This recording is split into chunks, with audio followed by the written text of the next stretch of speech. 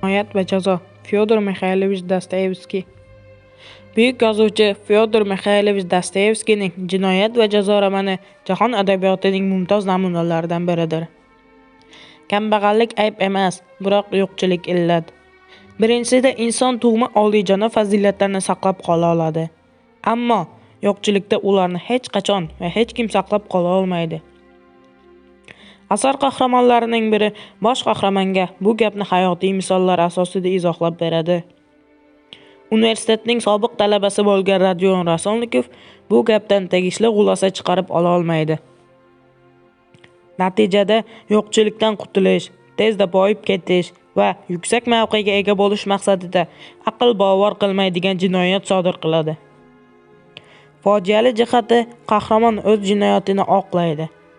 Biroq hayot qonunlari adolatli, jinoyatni jazosiz qolishiga imkon bermaydi. Ruhiy jazo jinoyatchining o'z aybiga iqror bo'lishiga majbur qiladi. Asarda bu mudhish qotillikning uzluksiz uqubatlari bilan birga go'zal muhabbat tasviri ham borki, u kitobxonni befarq qoldirmaydi.